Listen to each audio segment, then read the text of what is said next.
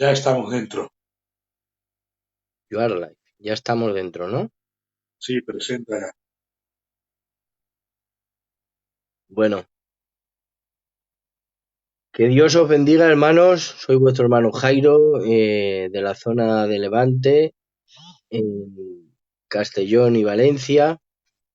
Bueno, en esta noche vamos a presentar todas las cosas en las manos del Señor para que sea su Espíritu quien dirija y quien gobierne este programa.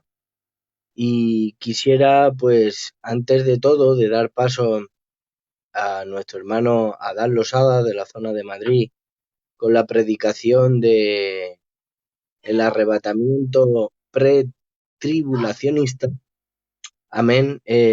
Hacer unas cuantas oraciones eh, por todo, de alguna manera, por todo lo que está pasando en España y en el mundo entero, ¿no? Amén. Te damos gracias, Espíritu Santo, en esta maravillosa noche porque nos das el privilegio de poder estar en comunicación con otros hermanos en distintos puntos de España, proclamando y publicando tu bendita y gloriosa palabra, Señor. Quisiera presentarte el sistema sanitario, todos aquellos enfermeros y médicos que están a la cabeza para que de alguna manera este virus no llegue a más contagiados, Señor. La cifra es escalofriante, llegan a los 17.000 contagiados aquí en España y las muertes ya son 767 a las 6:30 de la tarde. Quisiéramos rogarte, Espíritu Santo, por todos ellos, por todas estas familias que han perdido estos familiares por esta enfermedad, Señor. Rogarte y suplicarte que el poder de tu Santo Espíritu llegue allí donde el ser humano no puede llegar, Señor. Tú puedes llegar al alma y al espíritu y consolar esos sentimientos que nadie puede llegar, Señor. Quisiera rogarte y suplicarte, Espíritu Santo, por todos aquellos que hoy, a día de hoy, están hospitalizados por este virus. Que tu mano poderosa, Señor, si es tu voluntad, los sanase y en unos días saliesen del hospital, Señor. Que esas buenas noticias lleguen a nosotros, a nuestros oídos, a nuestros móviles y podamos decir, el Señor ha hecho un milagro con todos nosotros. Te lo rogamos y te lo suplicamos en el bendito nombre de tu Hijo Jesús. Amén y amén. Adelante, Adán. Pues nada, estos días, como estábamos avisando, pues vamos a hablar de una doctrina que la verdad siempre me meto en berenjenales, pero que quisiera explicar lo que cree Filadelfia de esta doctrina, ¿vale? Eh, con el calvinismo pasa lo mismo que con lo que pasa con la doctrina postribulacionista, ¿vale? Los calvinistas siempre suelen tener un ego demasiado alto contra los arminianos y, y creen tener una superioridad intelectual. Y con los postribulacionistas sucede lo mismo, ¿vale? Ellos creen que nosotros que creemos en el arrebatamiento, antes de la gran tribulación, estamos locos también. Pero bueno, yo hoy pues voy a...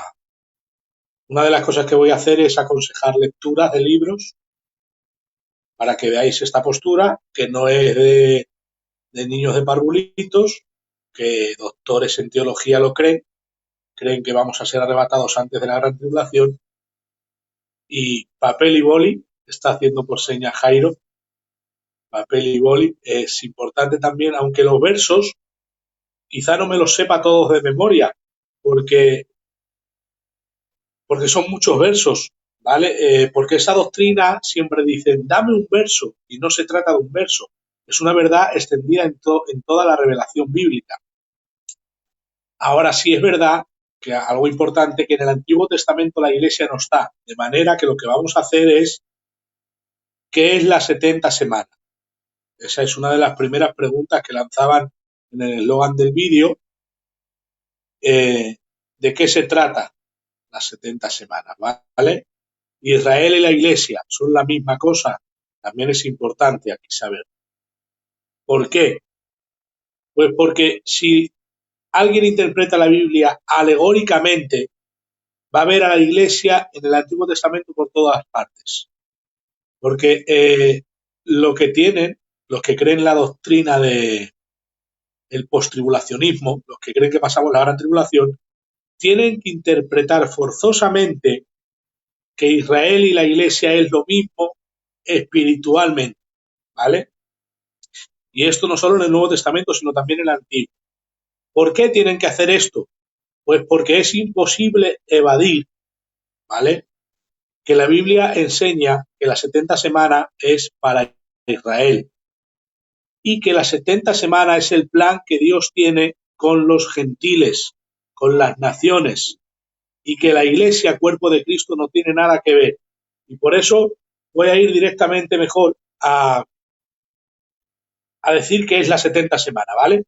No voy a citaros los versos específicos, pero sí los capítulos, y en esos libros podéis notar los énfasis que voy a ir haciendo. Mira, el libro de Daniel, capítulo 9, sabéis que es el famoso capítulo de las 70 semanas, ¿vale? Creo que es a partir del verso 20 que dice: 70 semanas están determinadas para tu pueblo y tu santa ciudad. Le dice el que lleva el mensaje a Daniel. Daniel, dice la Biblia un poquito más para arriba de ese versículo, que él estaba orando por Israel. Y de manera que la respuesta que le va a dar y el mensaje que le va a traer es para Israel. De hecho, dice la Biblia, literalmente, estas semanas son para tu pueblo y tu santa ciudad. Son 70 semanas que están determinadas para ella, para terminar con la prevaricación y ungir al rey, al Mesías, al ungido. ¿Vale? Eso lo dice la Biblia.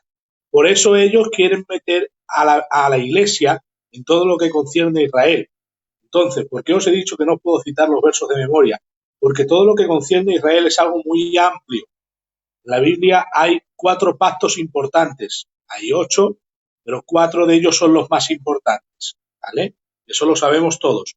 Es el de Abraham, el pacto palestino en verdad, es el pacto de Abraham un poco extendido, mezclado con el de Noé un poco, sobre todo el de Abraham, pero es el de Abraham, que le promete la tierra y multiplicar a su descendencia y bendecir a través de su simiente a todas las naciones.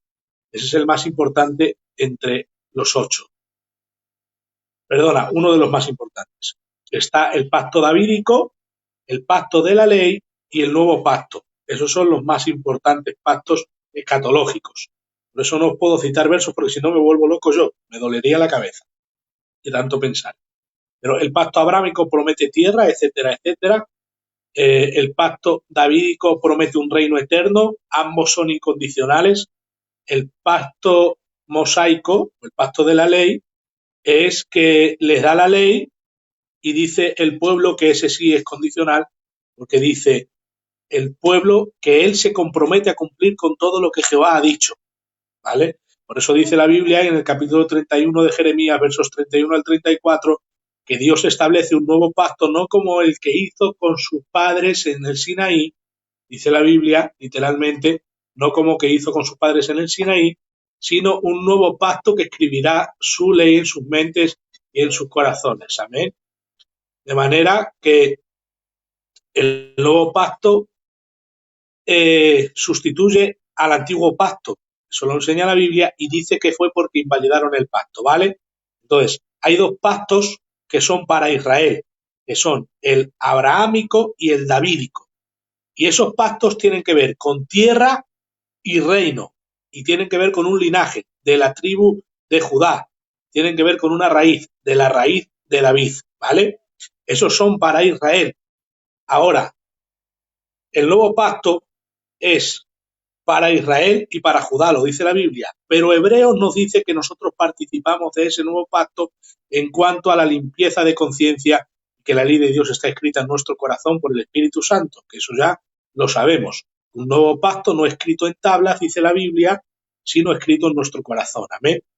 Entonces, en el pacto abrámico, nosotros entramos en la bendición, sí, en la tierra no. ¿Por qué? Porque la iglesia no es el pueblo de Israel. Por eso, ellos tienen que decir que nosotros somos parte del pueblo de Israel y nos meten en esos pactos. Nosotros tenemos que heredar esa tierra, porque somos el pueblo de Israel. Nosotros participamos del reino como el reino de David. Resulta que no, nosotros somos la esposa. Ahora, ¿Israel también es la esposa? No, Israel fue desechada y la recogerá, dice Jeremías 3. ¿Cómo la recogerá? En Cristo, lo dice Jeremías, que la volverá a recoger. Pero ¿cómo ha recogido Dios a Israel? Por medio de la fe en Jesucristo. De manera que Israel y la Iglesia en Cristo somos una misma cosa. El Israel espiritual, descendientes de Abraham por la fe, que es lo que enseña Romanos, que ese es un verso que utilizan ellos, que nosotros somos los descendientes de la fe de Abraham. Entonces, espiritualmente, somos de la fe de Abraham, pero no somos israelitas físicamente. Con nosotros no tiene que cumplir el pacto davídico y el pacto abrámico. Lo tiene que hacer con Israel, que a ellos se lo prometió, no a nosotros. Por eso la gente que cree que pasamos la gran tribulación tiene que decir que nosotros somos el Israel, ¿vale? De Dios. Y el Israel de Dios son ellos, los físicos. Y esa descendencia la hace la Biblia 20 veces. Por ejemplo, en Gálatas 6 dice, a todos los que siguen esta regla de fe y al Israel de Dios. O por ejemplo, la Biblia nos enseña que esos pactos no han sido invalidados. Dice que ellos son amados por causa de los padres. Nosotros no somos amados por causa de los padres, porque nosotros no tenemos promesas en los padres. La Biblia dice que él ha prometido un reino judío y a María le dijo el ángel, se sentará en el trono de David. O sea, eso se tiene que cumplir literalmente. En el Nuevo Testamento las cosas, el nuevo pacto se ratifica. Eso pasa también en el libro de los Hebreos, que habla de las promesas a los padres. En Romanos 9:5 también nos dice de quiénes son los patriarcas y los pactos y las promesas, y de los cuales según la carne vino el Cristo, el cual es Dios sobre todas las cosas, bendito por los siglos, amén. De manera que esas condiciones que Dios prometió a Israel las va a cumplir Él. Pero ahora, unos dicen, en el Antiguo Testamento Israel era la asamblea, porque lo dice hablando en el libro de los Hechos, la asamblea que estaba en el desierto, y aparece la palabra iglesia. Entonces, por eso dicen, Israel y la iglesia es lo mismo. Y resulta que no, que si tú vas, por ejemplo, creo que es a Hechos 19, dice que había ahí una concurrencia que querían matar a los que estaban predicando el Evangelio. Se oponían a ellos. Y la palabra concurrencia en uno de los versos que aparece por ahí, que no me acuerdo, en Hechos 19, es eclesia. Ahora, ¿esa concurrencia era la iglesia de Jesucristo? No. La palabra iglesia se traduce según el contexto. También dice ahí que esa asamblea se enfadó y que quería matar a Pablo y tal. Esa asamblea es la palabra eclesia, griego. Entonces, también ellos son iglesia. Si son los incrédulos que querían matar a Pablo, ¿cómo van a ser iglesia? No son iglesia, y la palabra eclesia es la que aparece en griego. Entonces, donde aparece la palabra, la asamblea que estaba en el desierto, no es la iglesia, sino un grupo de personas llamados fuera de, se entiende eso. Los hebreos también son los llamados desde fuera, o los que pasan al otro lado, también significa eso. Ellos son asamblea, pero no la iglesia de Jesucristo. ¿Por qué sabemos que no existía en el Antiguo Testamento? Aparte de que nuestro método es literal y el suyo es alegórico, ¿vale? Eso también hay que dejarlo claro. Ellos interpretan alegóricamente. Entonces, cuando ellos ven en la Biblia que aparece asamblea, ellos dicen espiritualmente ahí también está la iglesia. No, ahí no está la iglesia, porque el mismo Jesús dice, sobre esta roca edificaré tiempo futuro mi iglesia. La iglesia no había nacido aún. Edificaré mi iglesia. Ahora, según la doctrina del bautismo en el cuerpo de Cristo, ¿quién nos introduce en el cuerpo de Cristo la iglesia? El Espíritu Santo, 1 Corintios 12:13. Él es el que nos introduce en la Iglesia. Y el Espíritu Santo no había venido, según el libro de Juan, que les habló de la promesa de agua viva, porque aún no había venido el Espíritu Santo, y esto les decía del Espíritu Santo. Cuando vino en el Pentecostés, vino el Espíritu Santo, donde comenzó la Iglesia, el ministerio bautizador, que no estaba en el Antiguo Testamento. Antes no eran bautizados en un cuerpo. De manera que la Iglesia es un misterio, lo dice la Biblia. ¿Por qué no podía estar en el Antiguo Testamento la Iglesia? Porque es un misterio del Nuevo Testamento. Lo dice la Biblia, misterio que nunca antes fue revelado a nadie, sino que ahora es revelado a los santos apóstoles y profetas. O el misterio que nadie conoció, que es Cristo en vosotros, esperanza de gloria. A los gentiles les dice eso, porque Israel creía que todo era para ellos. Claro, no tenían la revelación. Y hoy día dice la Biblia que Israel lee a Moisés con un velo, pero cuando se conviertan al Señor el velo se caerá. Entonces, Romanos capítulo 11. Ahí hay una interpretación que tenemos que hacer un poco de énfasis. Dicen ellos, estos tienen que creer en el reemplazo, a la fuerza, ¿vale? O en el reemplazo o en la unión de la Iglesia a Israel como pueblo de Dios. Pero es que eso no enseña la Biblia. La Biblia enseña que Israel desde fuera se une a Cristo y nosotros desde fuera nos unimos a Cristo. Y en Cristo todos somos un pueblo, pero no somos Israel el pueblo de Dios, sino el pueblo de Dios al margen de las razas y de las etnias. Por eso dice que no hay judío ni griego, no hay israelita, no hay gentiles, no hay nadie ahí. Ahí no hay nacionalidades. Somos un pueblo celestial. Simplemente, eso es lo que enseña la palabra de Dios en toda su extensión. Y para no alargarme mucho más en esto, dice la Biblia, 70 semanas están determinadas para tu pueblo y tu santa ciudad, ¿vale? Ahora, en Mateo 24 vemos que Cristo, y Mateo 25 habla de las 70 semanas, ¿vale? Es una profecía de las 70 semanas que luego desgranaremos de otra manera, en un sentido, para ver dónde está la iglesia y dónde no en ese capítulo, ¿vale? Y a las 70 semanas dice que cuando Israel sea hollada por los gentiles, dice la Biblia que vendrá el tiempo de los gentiles, así le llama Jesucristo, el tiempo de los gentiles, en el tiempo que fue hollada Jerusalén. Esto es importante, ¿vale? ¿Cuándo comenzó el tiempo de los gentiles? En el 605, 604 antes de Cristo, ya sabéis que vinieron de Babilonia y entraron en Jerusalén y la hollaron, pero no la destruyeron del todo hasta el 586, que fue la última deportación a Babilonia, ¿vale? En el 586 empieza el tiempo de los gentiles. ¿Por qué? Israel nace desde Abraham en adelante, nace el pueblo de Israel, ¿vale? Ese tiempo es el tiempo de Israel. Hay tiempos diferentes en la iglesia. Pero el tiempo de Israel se interrumpe por otro tiempo, y es el tiempo que Jesús llama el tiempo de los gentiles, que es el 586 antes de Cristo. Del tiempo de los gentiles a Cristo corren 586 años. Ahora, hay una intercalación en el tiempo en que se detienen las 70 semanas, y esto es lo que nosotros creemos y llamamos reloj profético, que aquí es donde no quieren aceptar todos que esto sucede, ¿vale? El reloj profético, que ahora vamos a explicar. La Biblia dice, desde la salida de la orden para restaurar el templo y la ciudad, desde esa salida hasta Israel príncipe son 7 semanas y 62 semanas, ¿vale? Para ir englobándolo todo. Y hay un paréntesis en el 9:26 de Daniel que nadie quiere reconocer, y ahora voy a explicar qué es el reloj profético. ¿Por qué decimos que Israel es el reloj profético? Y eso es lo que quiero explicar también. Israel y la iglesia no es lo mismo. Eso interpretándolo literalmente. ¿Por qué quieren evitar eso? Que interpretemos alegóricamente que Israel también es la iglesia.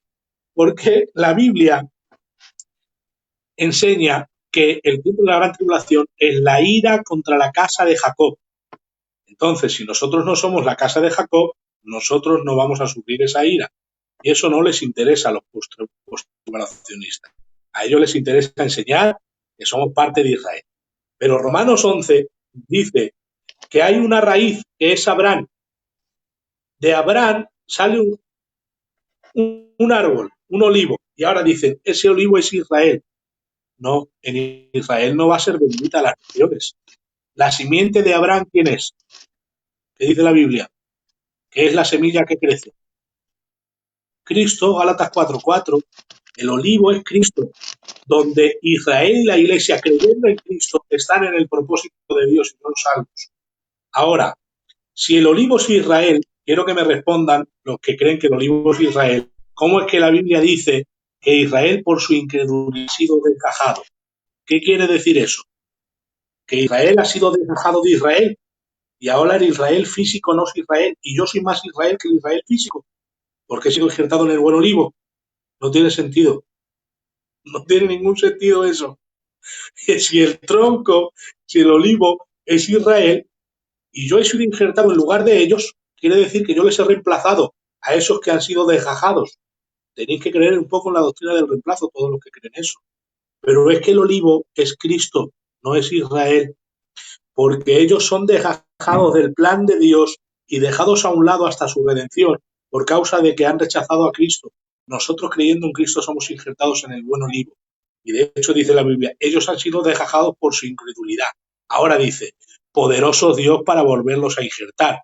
De manera que si decimos lo que vosotros decís, Israel es el olivo, Israel ha sido desgajado de Israel y Dios es poderoso para volverlo a hacer ser Israel. Eso, sinceramente, es una simple. Evidentemente, el olivo es Cristo, del que han sido desgajados ellos. Y ahora volvemos al tiempo de los gentiles un poquito, ¿vale?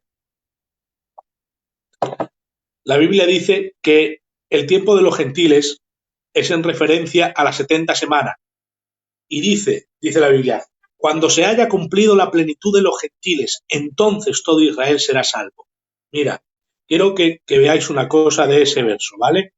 Porque cuando se haya cumplido el tiempo de la plenitud de los gentiles. ¿Qué es la plenitud de los gentiles? En referencia a lo que dice nuestro amado Jesús, el tiempo de los gentiles son las 70 semanas.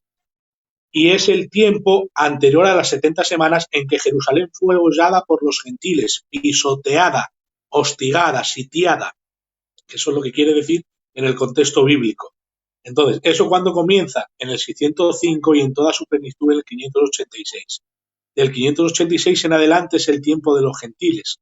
Y comienza, creo recordar, no sé si era en el 443 o 44, el decreto que encaja con el que los números llegan hasta el 30 después de Cristo aproximadamente, el que se termina la semana 69. Y después es quitada la vida al Mesías. Y ahora quiero ir al verso 9:26 de Daniel para que veamos el reloj profético. Que ahí está el paréntesis. Mira, en las 69 semanas anteriores del tiempo de los gentiles, ¿la iglesia estaba presente?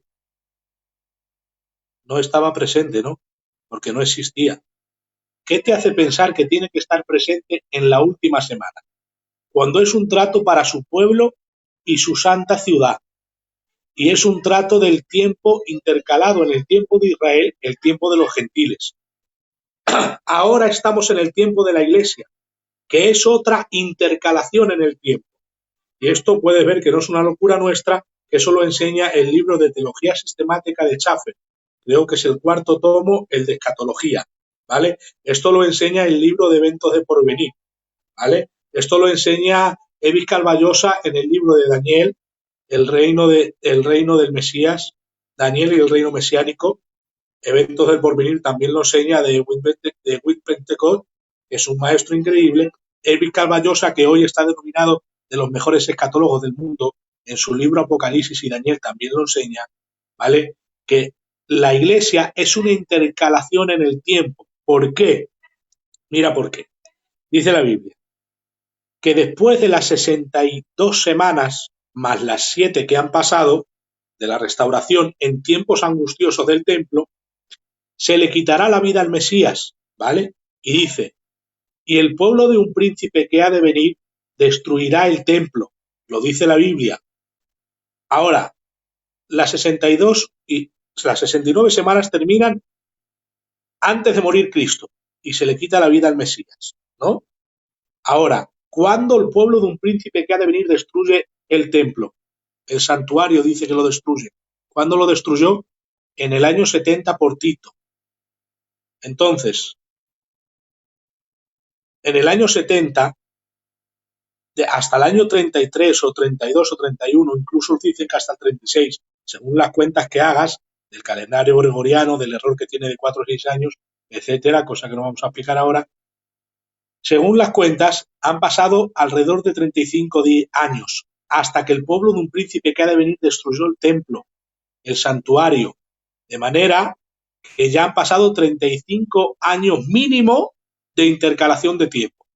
Pero ahora sucede otra cosa peor, en el verso que dice, y el príncipe que ha de venir, ya no el pueblo del príncipe, el príncipe no está presente, sino el pueblo del príncipe que ha de venir es el que destruye el santuario. Pero después dice que el príncipe que ha de venir confirmará el pacto por otra semana. ¿Qué semana? La última semana del tiempo de los gentiles. Y ahora dice que confirmará el pacto, pero que a la mitad de la semana hará cesar el sacrificio. ¿También recuerdas eso? También dice la Biblia que este príncipe que ha de venir, que es el anticristo, ya lo decimos así de paso, tiene que hacer una abominación desoladora, que son unos tipos de sacrificios y de adoración en el templo. Entonces, si en el año 70 el templo fue destruido, ¿qué tiene que reconstruirse para que haga cesar a la mitad de la semana el sacrificio y para que haga la abominación desoladora de Daniel? ¿Qué tiene que haber? Un tercer templo. Es muy claro. Si el templo ha sido destruido por el pueblo del príncipe que ha de venir, tiene que haber un templo reconstruido para que el príncipe que ha de venir confirme el pacto e inicie los sacrificios y a la mitad de la semana haga cesar el sacrificio, y dice la Biblia que se sentará en el templo de Dios haciéndose pasar por Dios. También lo dice Tesalonicenses. ¿Qué sucede con eso? Que para sentarse en el templo de Dios tiene que existir el templo de Dios. Ahora, una cosa, ¿qué creen que es el templo de Dios ahí los postribulacionistas o los adventistas del séptimo día, por ejemplo, y los testigos de Jehová, que creen que es el templo de Dios, la iglesia?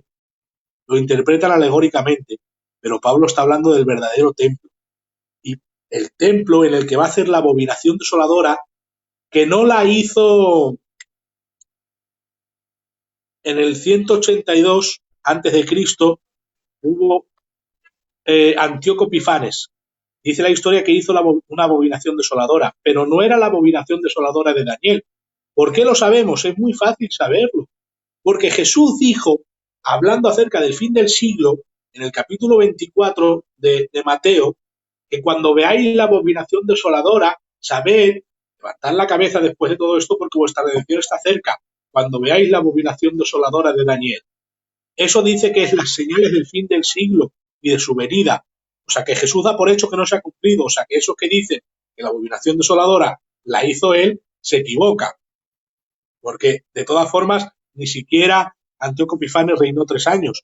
Reinó apenas 3 años, no 3 años y medio, como dice la Biblia, para hacer cesar el sacrificio. Reinó del 184, por lo menos en Jerusalén. Del 184 al 182. No habían pasado ni siquiera 3 años. Así que de nuevo tienen que alegorizar la Biblia y decir que ese tiempo equivale a los 3 años y medio de hacer cesar el sacrificio. Así que Antíoco Epifanes no cumple la profecía. Aparte porque Jesús dice que es futura.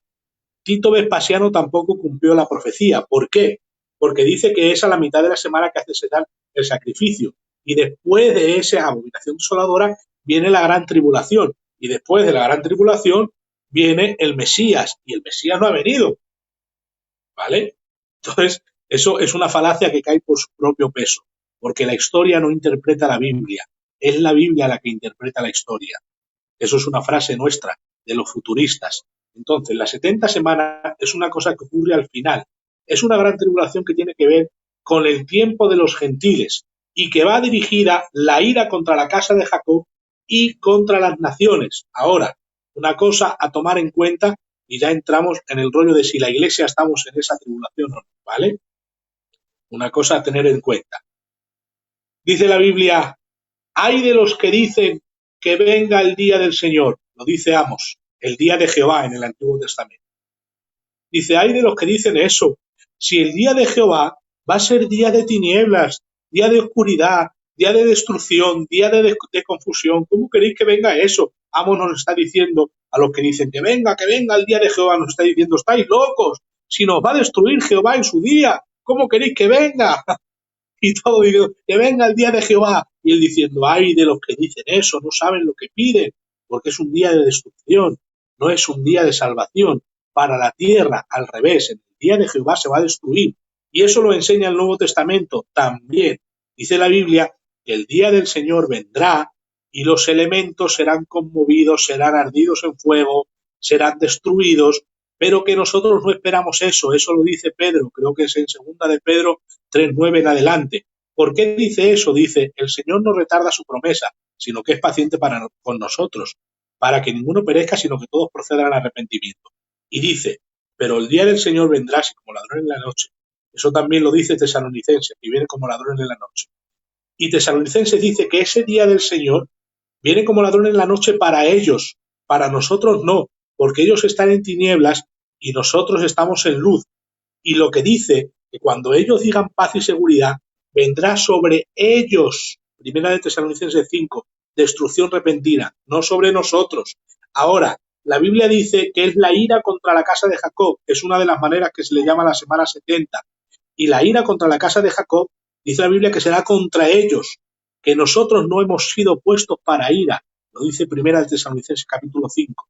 Y ahora, haciendo estas cosas ver que el día del Señor tiene que ver con destrucción y con las potencias del cielo conmovidas, como enseña Apocalipsis en la Gran Tribulación, con la abominación desoladora, con el levantamiento de un anticristo personal, no solo sistema del anticristo, sino uno gobernando que se va a sentar en el trono de Dios literalmente, cosa que ellos tienen que alegorizar, que es un sistema y no es una persona, y aunque creen que es una persona, creen que Israel y la Iglesia es lo mismo, para hacernos pasar por ello, porque ellos admiten que la gran tribulación es ira contra la casa de Jacob y que las 70 semanas son parte de el tiempo de los gentiles y 70 semanas determinadas para su pueblo y su santa ciudad.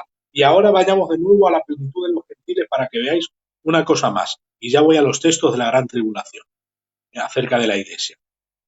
Dice la Biblia, cuando entre la plenitud de los gentiles, después de ello entonces todo Israel será salvo. ¿Por qué dice eso? Porque 70 semanas están determinadas para tu pueblo y tu santa ciudad, para terminar con el pecado y la prevaricación y ungir al santo de los santos. Ahí ungirlo es ungirlo para que reine, ¿vale? Ahora, cuando termine la semana 70, ¿qué va a pasar? Que el pecado y la prevaricación va a terminar para su pueblo y su santa ciudad. Verán al que traspasaron Israel y se quedarán convertir al Señor. Cuando vean al que traspasaron, Él vendrá a defender a su pueblo, porque todos en la gran tribulación querrán destruir Israel. Pero Cristo vendrá y plantará su pie en el monte Sión y se partirá en dos y se hará una llanura donde comienza la guerra de Armagedón. Después de eso, todas las naciones son juzgadas inmediatamente, todas destruidas, Israel sale vivo y son salvos todos los que creen en Cristo. Cuando se haya cumplido el tiempo de los gentiles. No quiere decir una cosa que siempre hemos dicho que no está bien dicho, cuando se convierta el último gentil que quiere Dios que se convierta. A veces han dicho eso, no quiere decir cuando entre el cupo de los salvos gentiles. No quiere decir eso, por Dios. Eso nada tiene que ver con la plenitud de los gentiles, sino con el completo tiempo de los gentiles cumplidos. Y es después de eso que Israel será salvo. ¿Cuál es la plenitud de los gentiles? La terminación de la semana 70. Ahora, en las 69 semanas anteriores la Iglesia no ha estado. En las 70 no va a estar porque ese tiempo es el trato con la casa de Jacob y los gentiles contra las naciones. Y ese tiempo se llama ira y no hemos sido nosotros puestos para ira. Y ahora vayamos ya a las interpretaciones de los textos bases nuestros, ¿vale? La Biblia dice que nosotros no lloramos como los que no tienen esperanza, ¿vale? Sino que Cristo va a venir con voz de mando, como un arcángel, con trompeta de Dios, los muertos en Cristo resucitarán primero y luego nosotros los que hayamos quedado hasta la venida del Señor seremos arrebatados juntamente con ellos en las nubes. Termina diciendo este verso, date cuenta de esto, Dice, alentaos los unos a los otros con estas palabras. Cristo viene. La iglesia, en la iglesia primitiva, ya cambiaron el saludo de Shalom, lo cambiaron por Maranata, ¿vale? Porque Maranata significa que Cristo viene, el Salvador viene. Lo cambiaron. Maranata se decía en Cristo viene. Ahora, ¿qué aliento puede tener para la iglesia decir que Cristo viene si antes de venir hay una destrucción de toda la tierra, un juicio de Dios contra las naciones y contra la casa de Jacob, que hace que la tierra se conmueva, que los montes se muevan del lugar, que las estrellas caigan del cielo a la tierra, que el sol deje de brillar como tiene que brillar, que la luna y las potencias del cielo se conmuevan, que, mira, dice la Biblia que en los juicios de los sellos muere la cuarta parte de la tierra. Eso quiere decir que queda el 75% de la tierra, solo en los sellos. Y en las copas de la ira dice que muere la tercera parte del restante que queda. La tercera parte es que va a quedar la mitad de la población mundial. ¿Tú crees que yo puedo animar a alguien diciendo, tranquilo, falta la última semana, vamos a gozar la iglesia porque Cristo viene después? Pero si vamos a sufrir las penurias más grandes del mundo si nos quedamos aquí, eso no puede animar a nadie. A nadie le puede animar decir, Cristo viene, nos vamos a morir antes de que venga. Eso no puede animar a nadie. Anima a alguien saber que no hemos sido puestos para ira. Eso anima a alguien. Pero el otro mensaje no anima a nadie. Así no se predica la buena nueva. Porque ¿quién quiere sufrir la gran tribulación? Por eso Amos decía, estos están locos. ¿Cómo que dicen que venga el día de Jehová? Pero si va a ser día de confusión y de tinieblas. ¿Quién quiere que venga ese día? Más bien quiere ser librado de ese día. Y ahora, dice la Biblia, después de decir, animaos a los unos a vosotros con estas palabras, dice, pero acerca de los tiempos, pero acerca de, esa es la frase en griego peride. Cada vez que dice eso es que ha cambiado de tema. Está hablando del arrebatamiento y ahora nos va a venir a hablar del día del Señor. El día del Señor vendrá como ladrón en la noche. Cuando digan paz y seguridad, entonces vendrá sobre ellos destrucción de repentina. A ellos les va a sorprender, pero a nosotros no, porque ellos están en tinieblas y nosotros en luz. Dice, pero nosotros no hemos sido puestos para ira. ¿Cuál ira? La ira de la destrucción repentina. Ahora, una cosa que es muy importante, ¿vale? Enseña a mucha gente que la primera parte de la gran tribulación va a ser un gozo. Todo el mundo se piensa que se va a poner el sello y se van a comprar Ferraris y se van a comprar un Mercadona para ellos solos, ¿verdad? Pero no, la Biblia enseña que en la primera parte de la gran tribulación va a haber 6 sellos y el séptimo sello que encierra las 7 trompetas. Los primeros 6 sellos es guerras mundiales, pestes mundiales, terremotos mundiales, unas muertes mundiales increíbles. Unos a otros nos comemos. Hay una crisis económica que dice la Biblia que un trozo de pan, un cachico de pan va a valer un denario, el salario de un día. ¿Qué quiere decir? Que una barra de pan va a valer 30 euros. No estamos en eso, ¿vale? Eso va a pasar un poquito después. Y en uno de los sellos, o sea, entre los 4 primeros sellos, dice la Biblia que desaparece la cuarta parte de la tierra. Queda 75% de la población mundial. Si ahora somos 10 millones, se morirían 2,5 millones de personas. La primera parte de la tribulación no es una alegría estar aquí. No vamos a estar comprando Ferraris y Mercadonas, como se diría mucha gente. La Biblia dice que en esos 4 sellos van a ser movidas las potencias de los cielos. Y eso lo enseña también el capítulo 24 de Mateo, que ahora vamos a ir a él en un momento. De manera que la primera semana, la primera parte de la semana no va a ser tranquilidad. Va a haber un tratado de paz, pero insostenible, porque va a haber muchos juicios del Señor. Y cuando terminen los 6 sellos, después viene la gran tribulación. A la primera parte de la semana se le denomina tribulación y a la segunda gran tribulación. Ahora, ¿por qué no nos vamos a la mitad? Porque la primera parte de la semana se le denomina también como parte del tiempo de los gentiles. La primera parte de la semana se le denomina también la ira contra la casa de Jacob. Y también se le denomina la destrucción repentina. ¿Por qué? Porque el día del Señor vendrá así como ladrón en la noche. Cuando griten paz y seguridad, entonces vendrá sobre ellos destrucción repentina. Y esto es los juicios de Dios. Y eso es en el día del Señor. Y el día del Señor, ¿cuándo comienza? Cuando viene como ladrón en la noche. Y la iglesia es arrebatada y comienza el día del Señor. Y termina en el juicio del gran trono blanco después del milenio. Y eso lo podemos ver en los profetas menores, leyendo detenidamente cada vez que hable del día de Jehová. ¿Vale? Porque el día de Jehová lo hablan los profetas menores. El día del Señor vendrá como ladrón en la noche y comienza con el día 1 de la gran tribulación, cuando viene como ladrón en la noche y viene la destrucción repentina. Ahora, el día del Señor viene por partes, destrucción repentina, después destroza todo el mundo, viene, planta su reino y termina en el milenio. Eso es el día completo del Señor, ¿vale? Ahora, esa semana, como se denomina la ira, nosotros no nos vamos a la mitad, porque si no estamos sufriendo parte de la ira de Dios. Y mucho menos nos vamos al final, porque si no estamos sufriendo toda la ira de Dios contra nosotros. Y nosotros no somos sido puestos para ira. Jesús nos libra de la ira venidera. Y ahora, ¿qué es la ira venidera en el contexto de Tesalonicenses?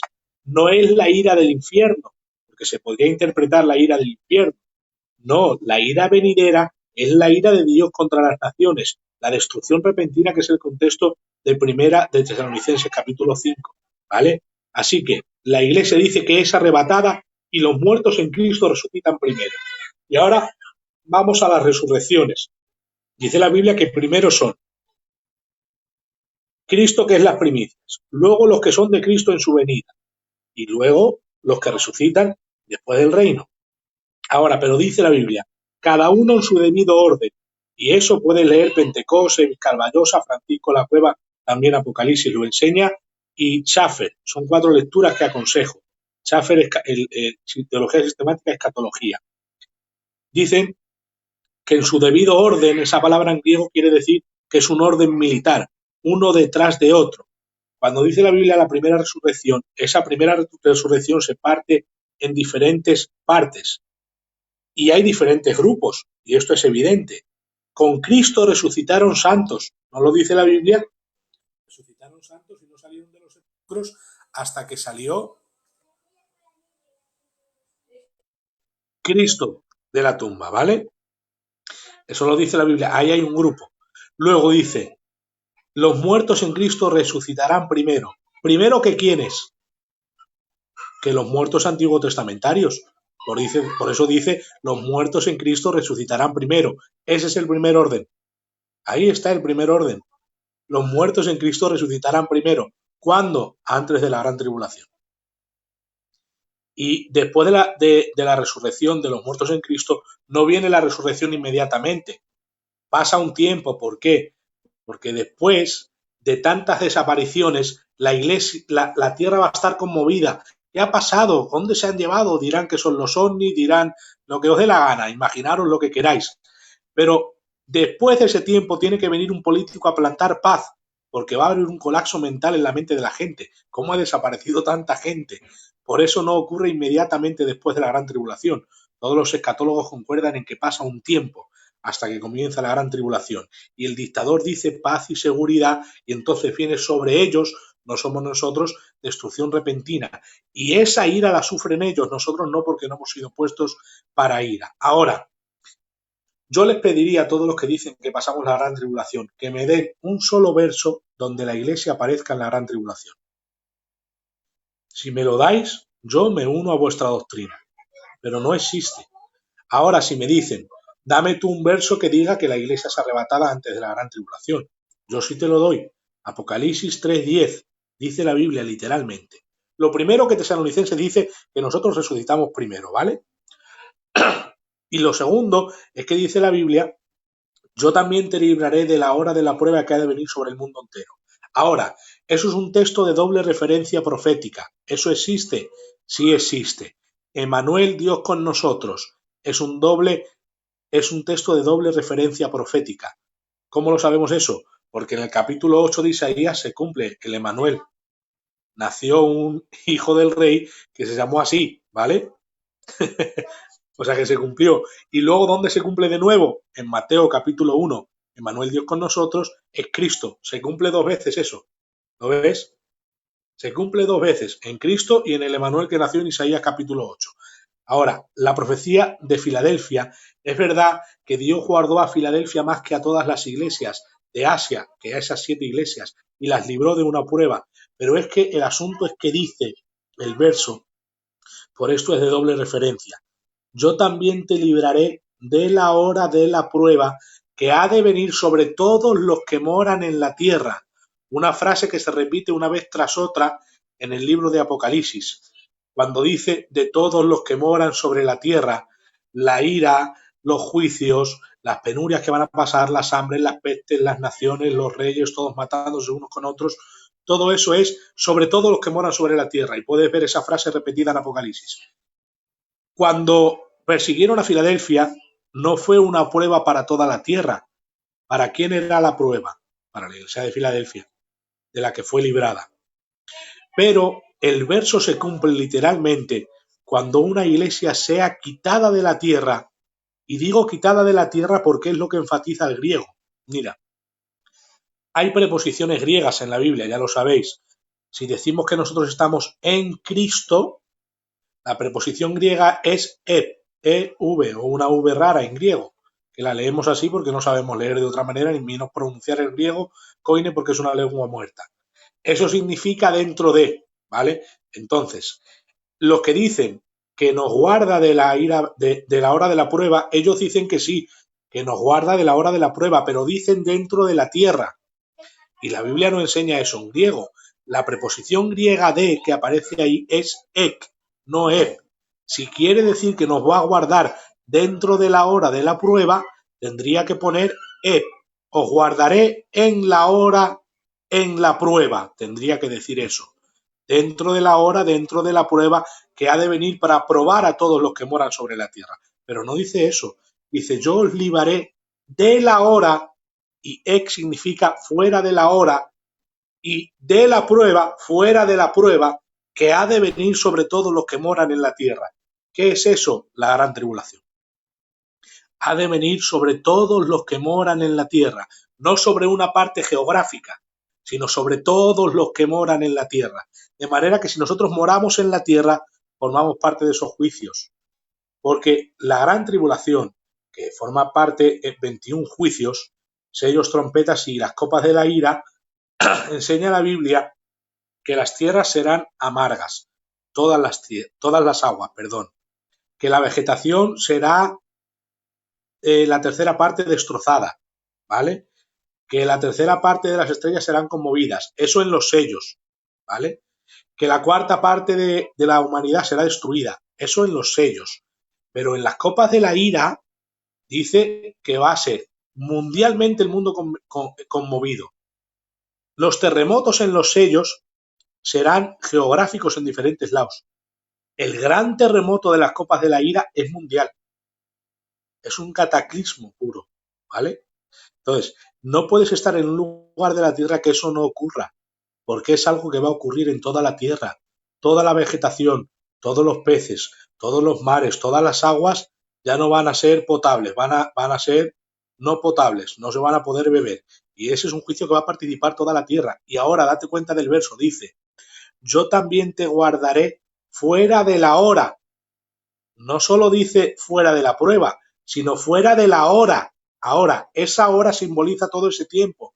Como el día del Señor no es un día. Por ejemplo, dice la Biblia, en los días del rey David, no quiere decir 30 días de David, sino la temporada de la vida de David. ¿Vale? Entonces, un día en la Biblia puede significar un periodo largo. De hecho, el día del Señor es la gran tribulación, el establecimiento del reino y el milenio. Es un día que simboliza una temporada larga. Ahí es ahora, lo que quiere decir, es una prueba que va a durar un tiempo específico. ¿Cuánto? 7 años. Y dice, yo también te libraré fuera de la hora, del momento, y fuera de la prueba que ha de venir para probar a todos los que moran en la tierra. No a unos pocos, a todos. Ahí no está la iglesia. Ni una vez aparece la iglesia a partir del capítulo 4 de Apocalipsis. Y ahora, quién es la mujer en Apocalipsis. Vale. Vamos a ver quién es la mujer en Apocalipsis, porque eso es importante. Dice la Biblia, aparecerá una señal en el cielo, ¿vale? Una mujer. Y ahora dicen, una mujer, la iglesia. Te voy a decir por qué no puede ser la iglesia, ¿vale? Mira, lo primero, la mujer no es una mujer, porque dice que es una señal en el cielo.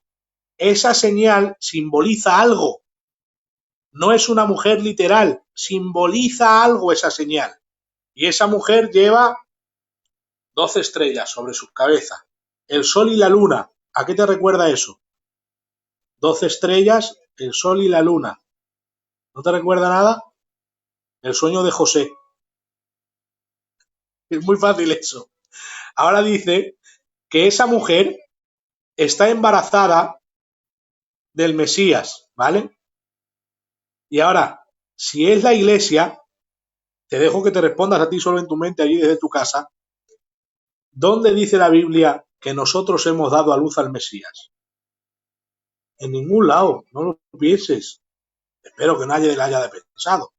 La Biblia no enseña que nosotros damos a luz al Mesías. Es al revés. Nosotros somos la iglesia porque salimos de Cristo. Si no, no seríamos iglesia. ¿Qué es primero? ¿La mujer o el hijo? La mujer, después el hijo. ¿Qué tiene en su cabeza? 12 estrellas, el sol y la luna. Esto lo hace para que digamos, la señal simboliza a una mujer. ¿A qué mujer? ¿A la iglesia? No. Tiene 12 estrellas, el sol y la luna, para que pensemos en Israel. 12 estrellas de los 12 patriarcas. El sol y la luna de los padres que daron a luz a esos patriarcas. Y de ahí nos haga pensar en Israel, literalmente. Israel, de donde viene el Cristo, dice la Biblia. Lo dice literalmente. ¿De dónde viene el Cristo? De Israel, por eso está embarazada de Israel. Ahora, los que dicen que es la iglesia tienen que creer que nosotros hemos dado a luz a Cristo. Y no, la iglesia no ha dado a luz a Cristo, ha sido al revés. ¿Quién ha dado a luz a Cristo? Israel. Ahora, otros dicen que es María por decir que es una mujer y que da a luz a Cristo. Pero de nuevo te repito que la Biblia dice aparecerá una señal en el cielo. No es una mujer, sino una señal que simboliza a alguien. Y esto es a un estado, Israel, del cual vino el Cristo por los 12 patriarcas y su padre y su madre que los dio a luz a todos ellos. De manera que la iglesia de Apocalipsis, o sea, la mujer de Apocalipsis es Israel.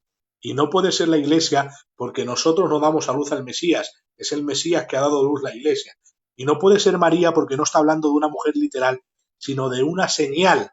Esa señal simboliza algo.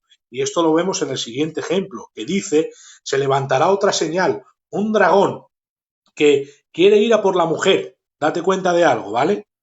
Quiere ir a por la mujer y la mujer huye al desierto y es sustentada por Dios, ¿vale? Y dice que cuando quiere ir a por ella, se detiene y no puede ir a por ella, no puede atacarla.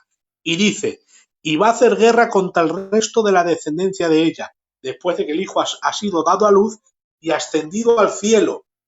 Ha sido dado a luz por Israel, ha muerto, ha resucitado y ha ascendido al cielo. Entonces ese dragón, que no puede hacer guerra contra la mujer, porque ha huido al desierto y es sustentada por Dios, y no puede hacer guerra contra Jesús, el ungido, porque se ha ido al cielo, que es el hijo de esa mujer, quiere hacer guerra contra el resto de la descendencia de ella. ¿Quién es el resto de la descendencia de ella? Los 144.000. Quiere hacer guerra contra ellos. Eso es lo que enseña la Biblia. Los 144.000 es el resto de la descendencia de Israel que van a estar en la tierra predicando el Evangelio de Jesucristo. De manera que la mujer es Israel. El hijo simboliza al Mesías. El resto de la descendencia de ella simboliza a los 144.000 israelitas. No es la iglesia, es Israel. De manera que si alguien dice, ahí está la iglesia, no, no está la iglesia, porque la iglesia no hemos dado luz del Mesías. Ha sido el Mesías que ha dado luz a la iglesia. La iglesia no tiene 12 estrellas, el sol y la luna. Eso nos recuerda a Israel. Y luego el ejemplo es que la señal es un dragón que se levanta. ¿Y ese dragón quién es? ¿Es un dragón verdadero? No. Ese dragón es la serpiente antigua, Satanás, el diablo. Entonces, la señal la interpreta del dragón, pero la otra señal deja que la interpretemos nosotros. ¿Por qué? Por 12 estrellas, el sol y la luna. Es una mujer que da luz al Mesías y tiene un resto de la descendencia de ella que puede ser atacado, los 144.000. Pero a esos también los cubre Dios, porque dice la Biblia, no toquéis a estos, ponerle una señal y que no los puedan tocar. Por eso dice la Biblia que el dragón no los puede tocar. Y se detiene, cuando quiere salir a atacarlos, se detiene, dice la Biblia, y no los puede atacar, porque Dios se lo impide. Por eso dice la Biblia que no puede hacer. No puede ir detrás del hijo porque ha ascendido. No puede ir detrás de la mujer porque ha sido llevada al desierto sustentada. Y no puede hacer guerra contra el resto de la descendencia de ella porque los 144.000 han sido cubiertos por Dios con un sello. Y dice, cuando quiere ir a hacer guerra contra el resto de la descendencia de ella, se detiene. No puede. Porque Dios ha dicho, no hagáis daño a los 144.000. Ponerle un sello que no les hagan daño. Y luego esos 144.000 aparecen en el cielo con el cántico cuando van a descender con Cristo. Así que la mujer no es la iglesia, ¿vale? El dragón es Satanás y la mujer es Israel.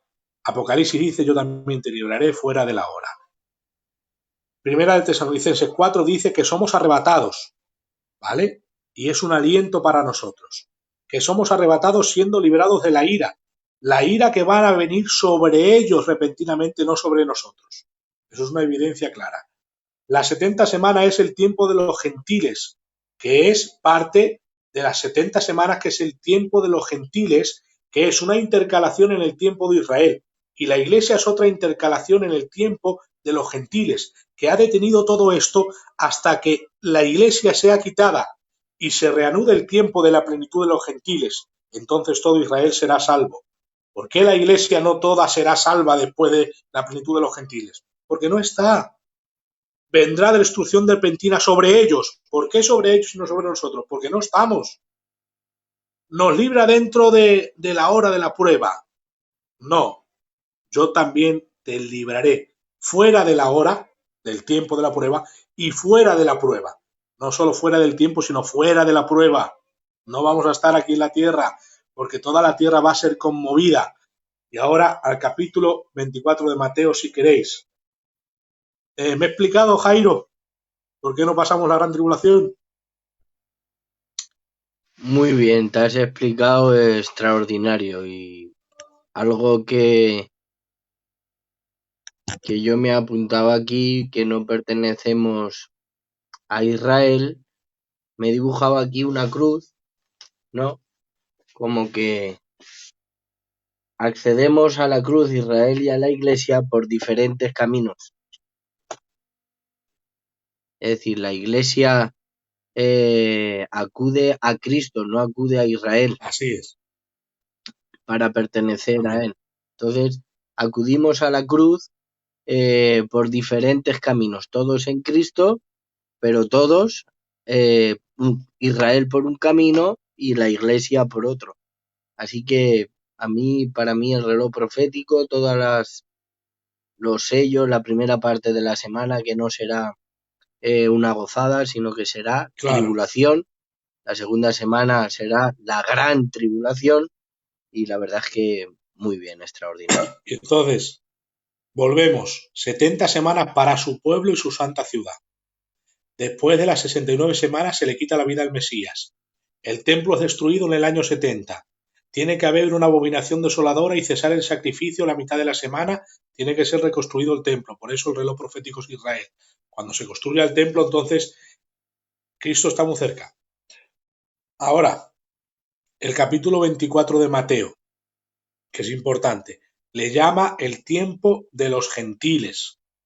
Y Romanos habla de la plenitud de los gentiles, que es la semana 70, de la cual no formamos parte la iglesia para nada. ¿Por qué?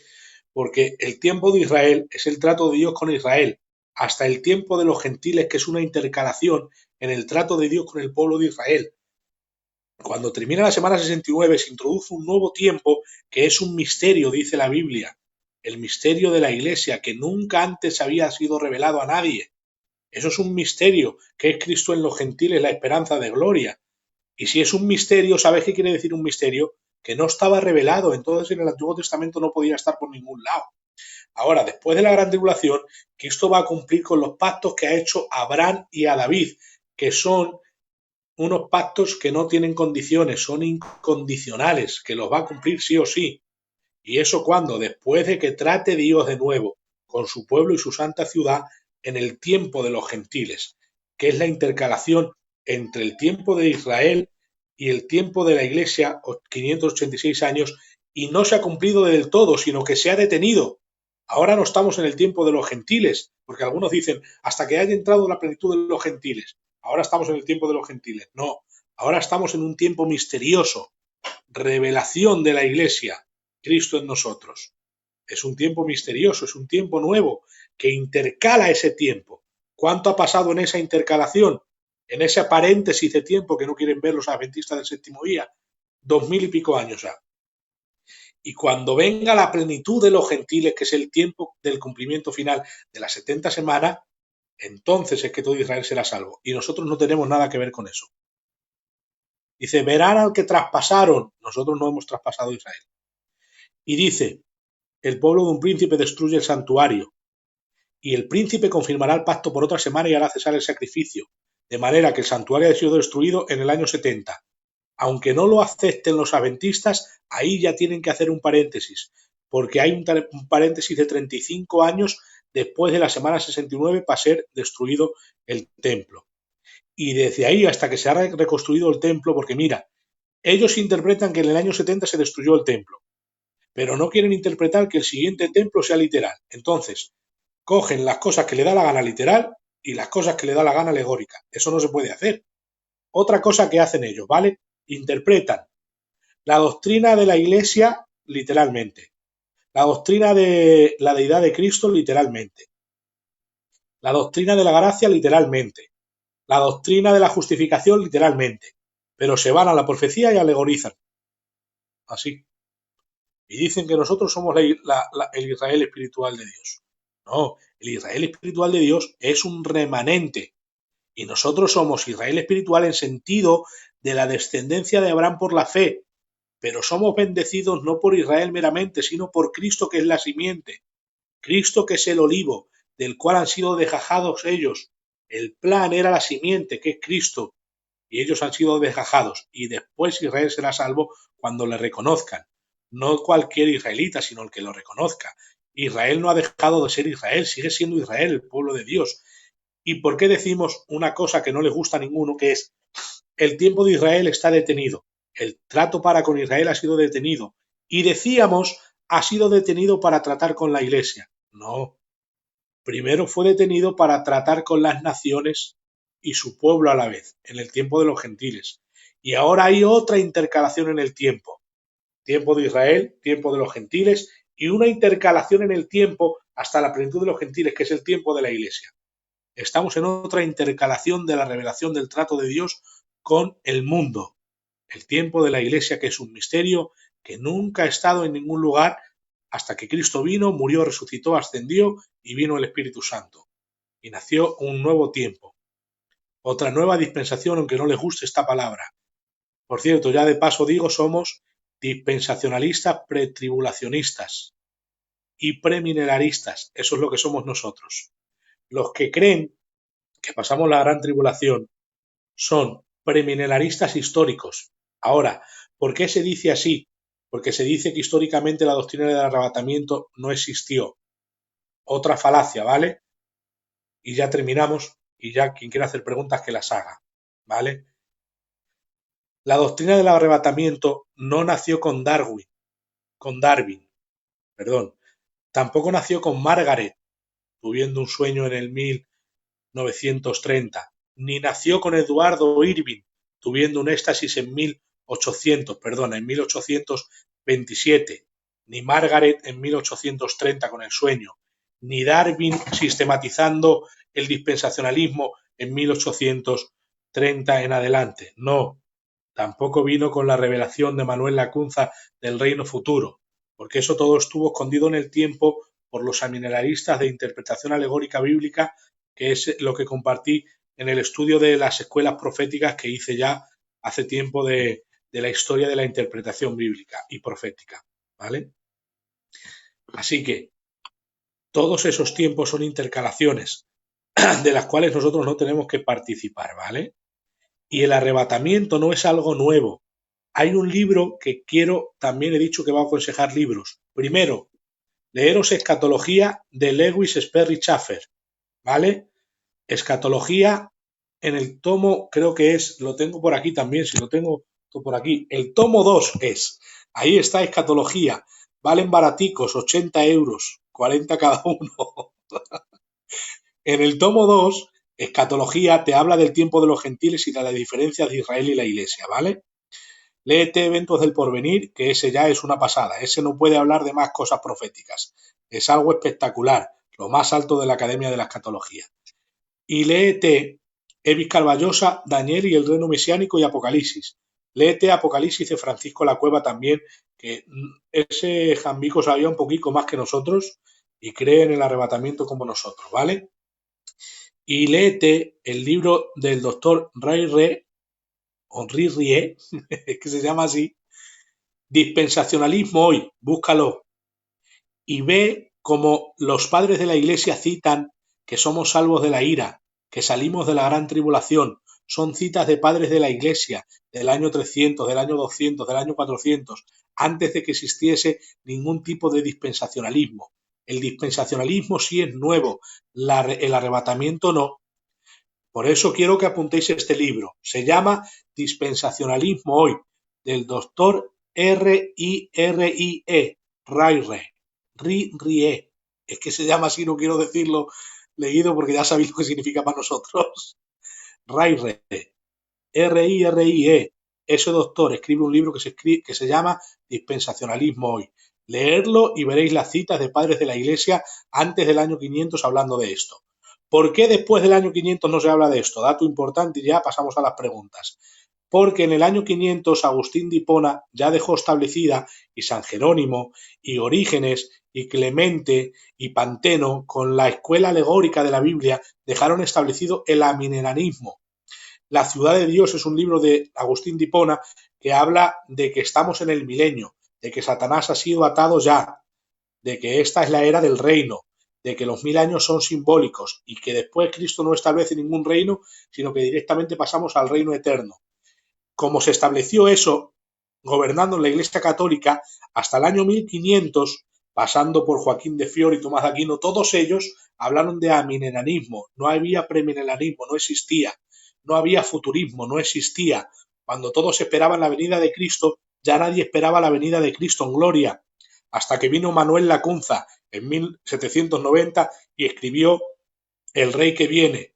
Ninguno creía que Cristo venía después ya, lo dejaron de creer, pero hubo jesuitas como Francisco Rivera que comenzó a hablar de dispensacionalismo un poquito y del futurismo en el 1500 y pico. Y hubo otros preteristas, ¿vale? Que eso no nos incumbe, pero es la doctrina de los católicos. Y todos eran historicistas, desde el 500 hasta el 1500, porque interpretaban la Biblia alegóricamente. Hasta que otra vez vinieron a ver que la Biblia se interpretaba literalmente. Se rescató el método de interpretación y por eso se volvió a forjar la doctrina futurista, porque estuvo detenida en el tiempo por los problemas de interpretación histórica. Así que no digáis que el arrebatamiento es nuevo, que ya os he dicho un libro para que lo leáis. Dispensacionalismo hoy. Doctor Rie. Así se llama. Si hay algunas preguntas, mira ahí Antonio Camacho ha puesto el nombre de LS. No digas eso, Liazar, el Señor te perdone, que tengo aquí otro móvil que os leo. Bueno, por cierto, el libro del Bueno, dispensacionalismo hoy lo tengo yo. Si queréis, ahora lo paso, que lo tengo yo. ¿Vale? Enrique Romero tiene los tres tomos de Manuel Lacunza. Pásalo, Enrique Moreno, que eso es lo mejor del mundo. Lo que sería espectacular sería encontrar los libros de Francisco Rivera. Ese fue uno de los más eminentes nuestros. Y los escritos de Samuel Meiland también les dio mucha caña a los historicistas. Son cosas que deberíamos tener por ahí. Si no hay preguntas, Qué raro que no ha entrado ningún postribulacionista. ¿Puedes repetir eso del templo de Israel que no lo entiendo bien? Vale. Daniel 9:26, que dice la Biblia, el pueblo de un príncipe que ha de venir destruirá el santuario. En el año 70, con Tito y, bueno, con Nerón, con toda la persecución, destruyeron el templo. Y después dice el siguiente versículo, que el príncipe que ha de venir confirmará el pacto por una semana y a la mitad de la semana hará cesar el sacrificio. Ahora, quiere decir que el sacrificio estaba activo y el sacrificio tiene que estar activo con un templo. También dice Tesalonicenses que el anticristo se va a sentar en el templo de Dios haciéndose pasar por Dios. Entonces tiene que haber un templo en la interpretación literal, no alegórica, que ellos dicen que el templo es la iglesia. El templo de Dios no es la iglesia en ese versículo porque está hablando de la gran tribulación y tiene que haber una cesación de sacrificio. Y también dice la Biblia, cuando veáis la abominación desoladora, que la abominación desoladora tiene que ver con sentarse en el trono de Dios, haciéndose pasar por Dios y reclamar adoración desde ese lugar, desde el templo de Dios, perdón. Entonces tiene que haber templo. Por eso decimos que Israel es el reloj profético, porque cuando Israel reconstruya el templo, quiere decir que el Mesías ya está a las puertas. Los 140, bueno, lee las preguntas. Es que si no, yo me Es que pierdo. no tengo otro móvil. Ah, pues mira, menos mal que me lo he puesto yo. Vale, a ver, los 144.000 serán decapitados. Que enseñe la Biblia y que sepamos, no, todo lo contrario. Serán llevados al cielo porque los 144.000 se deja de hablar de ellos por un momento y en otro de los paréntesis de Apocalipsis aparecen en el cielo cantando un cántico que solo saben ellos, un cántico de Moisés. Así que de los 144.000 no se dice nada de decapitación. Todo lo contrario, que son guardados por Dios, ¿vale? Vale. ¿Qué diferencia hay entre el premilenialismo histórico y el premilenialismo dispensacionalista? El premilenialismo histórico y el dispensacionalista es que el histórico dice que Israel y la Iglesia no son lo mismo, pero hacen muy pocas diferencias, porque ellos, la mayoría son postribulacionistas, quiere decir que ellos sí creen que pasamos la gran tribulación. Y el premilenialismo dispensacionalista creemos que nosotros no formamos parte de esa gran tribulación, porque nosotros hacemos que la Biblia, bueno, hacemos no, la Biblia enseña que hay diferentes tiempos, tiempo de Israel, tiempo de los gentiles, tiempo de la iglesia. Entonces, en el dispensacionalismo, nosotros no formamos parte de ese tiempo y somos arrebatados antes de la plenitud de los gentiles. Esa es la diferencia entre el histórico y el dispensacionalista, que los dos creen en la venida del reino del Mesías, que establece su reino y es 1000 años. Entonces, una cosa, premilenialismo histórico alegoriza el sentido espiritual de Israel y la Iglesia, pero literaliza los 1000 años del milenio. Otra vez hacen lo que les da la gana. ¿Cuántos métodos de interpretación utilizan? Los que les sale de las manos. Todo lo que le pasa por los ojos se lo creen. No, eso no es así.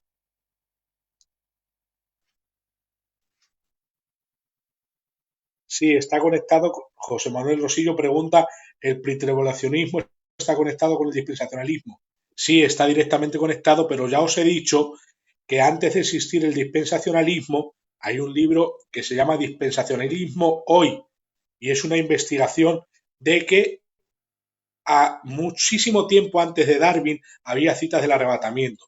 Se llaman citas pre-Darwin, antes de Darwin, que fue el que sistematizó el dispensacionalismo. Esos ojos, Luis Gavarri los saco de los Losada. Los Losada son todos blancos, ojos verdes, rubios y altos, y delgados. Yo es que soy una mezcla entre Losada y Cagacerro.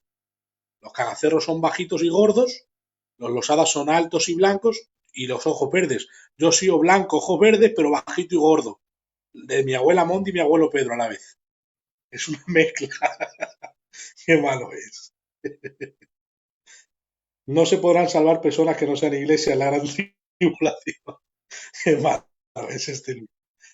Eh, a ver, en la Gran Tribulación hay una cosa que podríamos llamarle la Iglesia de la Gran Tribulación, porque creen en Jesucristo, ¿vale? Podríamos llamarle así. Si se salva la gente, lavando sus ropas en la sangre del Cordero, lo dice la Biblia. Entonces habrá salvación. Los decapitados, creo que es del capítulo 7, los decapitados aparecen en el reino y salen de la gran tribulación. Esos decapitados no son la iglesia, ¿sabes? Son gente que acepta a Cristo en la gran tribulación y son perseguidos. Vale, Salazar, Salazar. El principio de dolores. ¿Se podría meter ahora? Pues mira, Mateo 24 es verdad que no lo he explicado. Mateo 24 hay tres posiciones, ¿vale? La primera posición es la de Schaffer, que es la que creo yo, ¿vale? Aunque Pentecost da a otra muchos argumentos y es la que cree Pentecost. La primera interpretación es la de Schaffer. Schaffer dice que del verso 4 al 8, que habla de estos serán principios de dolores, ¿vale? En esos versos dice que la iglesia sí está, ¿vale? Y que en el 9 es arrebatada porque comienza la gran persecución mundial contra los que se quedan en la gran tribulación. Eso es lo que interpreta Schaffer. La segunda interpretación es de Scofield.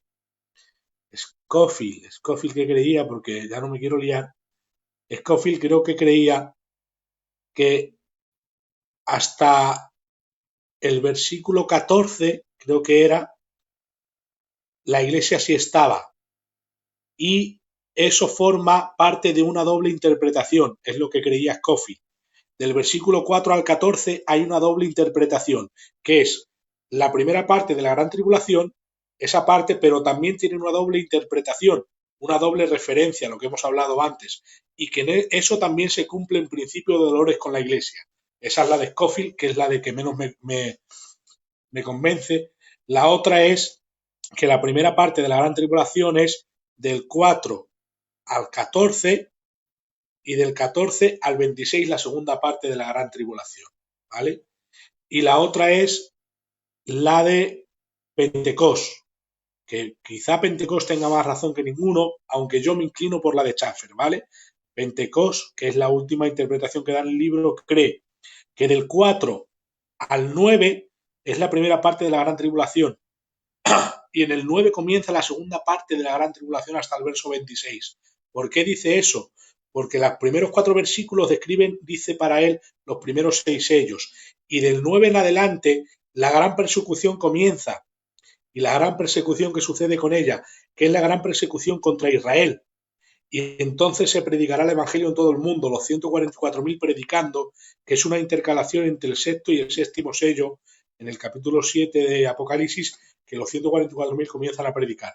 Entonces, Pentecost dice que es del 4 al 9 la primera parte de la gran tribulación y del 9 al 26 la segunda parte. In English, que se llama así, el doctor dice que del 4 al 14 la primera parte de la gran tribulación y del 14 al 26 la segunda parte. Y Scofield dice que del 4 al 14 es la primera parte de la gran tribulación y en doble referencia se aplica también a la iglesia sin pasar por la gran tribulación. Que eso es la que menos me convence de todas, la verdad. Y Scofield es una máquina y lo quiero mucho como dispensacionalista que soy. Y su Biblia también. Y Schaffer, que es con la que yo estoy, es que dice que del 4 al 8 la iglesia está y esos son principios de dolores. ¿Por qué lo creo? Porque dice que y aún no será el fin. Por eso lo creo. Estoy a favor de Schaffer y no de Pentecost, aunque Pentecost convence mucho porque es una máquina. Aún está vivo el Jambo, aunque tiene muchísimos años, 90 años o no sé cuántos. Y él dice que del 4 al 9 es la primera parte de la gran tribulación y del 9 hasta el 26 la segunda parte. Pero yo estoy con Schaffer, que estos principios de dolores y que en el verso 8 ya pasa a saltar a la persecución de la primera parte de la gran tribulación, en la que el anticristo, ¿por qué nos persigue en la primera parte de la gran tribulación? Porque quiere formar un gobierno. Entonces la iglesia es perseguida en cierto momento, no como va a ser perseguida en la segunda parte de la gran tribulación, pero sí comienza una persecución sigilosa Por eso os entregarán unos a otros, tal, tal, tal, tal. Del versículo 9 en adelante estoy con Schaffer, ¿vale? Yo creo que es principio de dolores. El sol y la luna, los padres. La llave del reino dice que es una teoría. No, no es una teoría. Es porque las 12 estrellas, el sol y la luna, simboliza a los patriarcas. A ver, literalmente la Biblia enseña que José tiene un sueño y sueña con 12 estrellas, el sol y la luna que se postran ante otra cosa, ante otro astro. Y ese astro es él.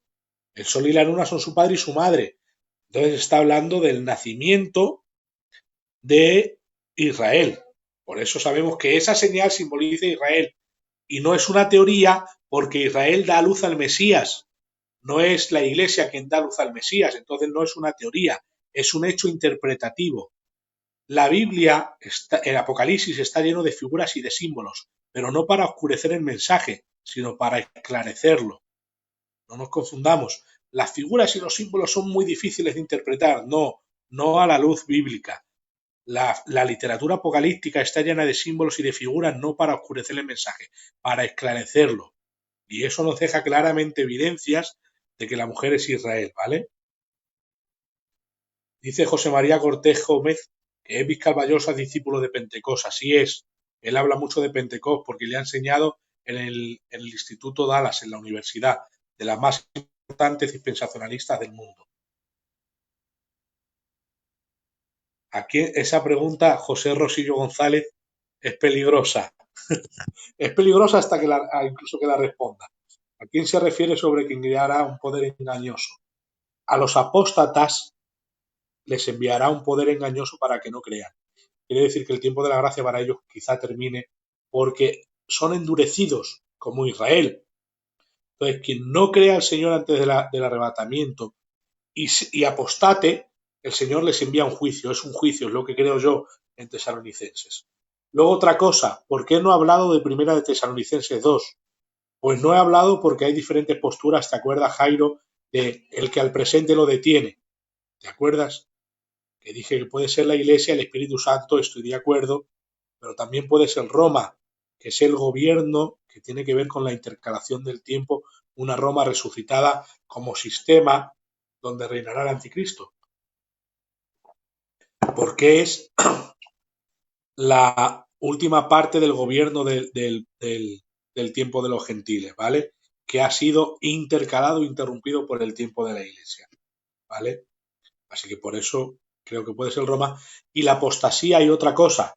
Siempre la Biblia cuando dice apostatar de Moisés, lo enseña la Biblia, apostatar de la fe. Entonces cuando dice no vendrá sin que antes venga la apostasía, no dice de apostasía de qué. Y es que apostasía, aparte de apartarse de, también significa salir de, estar dentro de un lugar y salir de ese lugar. Evis Carballosa dice que apostasía es el arrebatamiento ahí, porque es hasta la salida de la iglesia de la tierra. Entonces, por eso él interpreta que hasta que no se ha quitado del medio, quiere decir, la apostasía, no sé si me estoy explicando, Jairo, porque es difícil esto, apostasía significa salir de, ¿vale? Es una de sus interpretaciones. Entonces, Servi Carballosa dice, salir de la fe, lo dice la Biblia, apostatar de la fe, apostatar de Moisés también se puede, que lo dice la Biblia, pero ahí no dice apostatar de, no, dice la apostasía con artículo determinado, es una salida de específica. Y por eso Evi Carballosa, que sinceramente estoy con él, cuando dice apostasía no quiere decir que va a haber muchos que van a apostatar de la fe. Para mí no. También Evi Carballosa lo piensa como yo y yo creo que sabe un poquito más que nosotros. La verdad, porque es un escatólogo que se sale, me encanta. Es mi ídolo, con perdón de la idolatría. Y Elvis Carballosa dice que esa salida es la salida de la iglesia de la tierra. Y por eso se puede interpretar que lo que es quitado del medio es la iglesia. También se puede interpretar así totalmente, sobre todo por la palabra clave y el artículo determinado. La apostasía es una específica. La salida de. Eso lo interpreta Elvis Carballosa y estoy de acuerdo con él. La verdad, ¿para qué nos vamos a engañar? No puedo decir que no estoy de acuerdo porque estoy totalmente de acuerdo. ¿Sí? Isaías 24, el gemelo, no sé a qué se refiere. Isaías 24, el gemelo. No sé a qué se refiere esa pregunta. Jonathan Suárez, ¿el gemelo? No sé ahora, que lo veo en la Biblia. Y no sé si se me han ido preguntas porque es que estoy respondiendo y leyendo a la vez.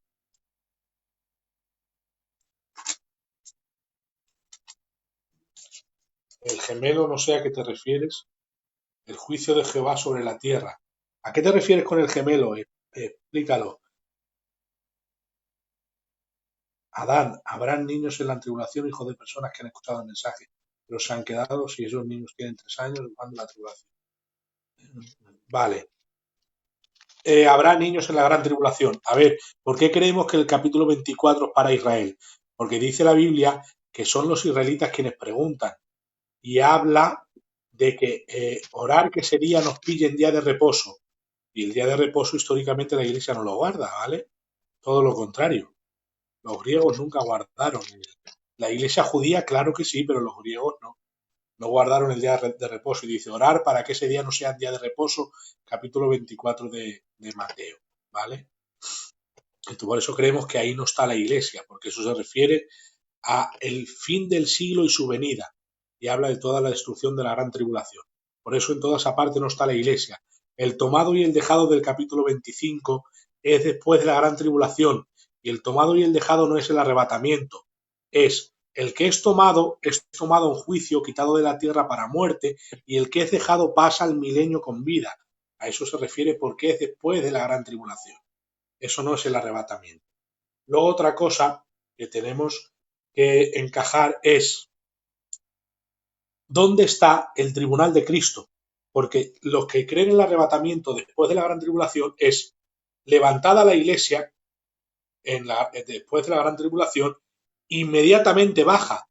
Pero la Biblia dice que bajamos con vestiduras de santos, que es la vestidura que habla, dice que las recompensas es yo les daré una vestidura blanca. Es una de las recompensas de la iglesia. Entonces quiere decir que el tribunal de Cristo ha acontecido entre el arrebatamiento y la venida. Entonces, si ellos dicen que bajamos, que subimos e inmediatamente bajamos, ¿dónde está el tribunal de Cristo? En ningún lado. Las bodas del Cordero, a ver, las fiestas del Cordero y las bodas del Cordero no es lo mismo, otra cosa que tienen que colocar los postribulacionistas. Las bodas del Cordero es antes de las fiestas del Cordero. Las fiestas del Cordero, la Biblia enseña que es cuando Cristo establece el reino y se celebra durante 1000 años es esa temporada de las fiestas del Cordero. Las bodas han acontecido antes y han bajado ya llenos de recompensas, ataviados. Entonces, si bajan con recompensas, quiere decir que el tribunal de Cristo también ha acontecido. Las bodas del Cordero y el tribunal de Cristo. ¿Qué lo ha hecho Dios en un segundo? Se le van a olvidar los pendientes arriba de la mujer. Las recompensas, el tribunal de Cristo, el Bima, y las bodas del Cordero son arriba, entre tanto que estamos en los 7 años de tribulación. Y después descendemos a celebrar las fiestas del Cordero. Y a las fiestas del Cordero, a las fiestas de las bodas del Cordero, hay invitados. ¿Quiénes son los invitados? Israel. ¿Quién es la esposa? La Iglesia y Israel juntamente en un mismo cuerpo. Somos la esposa. Entonces la gente que dice, ¿cuántas esposas tiene? Una. Una de toda nación, pueblo, tribu y lengua. Israel es la esposa de Cristo y la Iglesia es la esposa de Cristo, pero no son dos, son una en Cristo, derribando la pared intermedia y de ambos pueblos haciendo uno. No haciendo un pueblo el pueblo de Israel, sino haciendo un pueblo el pueblo de Dios, que es lo que dice la Biblia que somos, en Cristo Jesús. De manera que las bodas del Cordero y el bima de Cristo tienen que acontecer en una intercalación del tiempo antes de bajar Cristo a, a reinar sobre la tierra, pero también después de ascender la iglesia para arriba para ser coronada y descender con vestiduras blancas, que es la vestidura de los santos que han sido galardonados. Por eso creemos que las bodas y el vino de Cristo sucede después del arrebatamiento, antes de la venida, y eso no puede ser así. Subimos y bajamos. No hay tiempo para ello escatológico. Solo se pueden colocar escatológicamente en medio del arrebatamiento y la venida. Y ahí tiene que acontecer el pasar un tiempo porque si no en las bodas, ya te digo yo, se les olvida el hielo y los pendientes y no se celebra la boda ni se celebra nada. Así que eso de ascender y descender no encaja en la escatología por el bima de Cristo y las bodas del Cordero, que después son las fiestas del Cordero.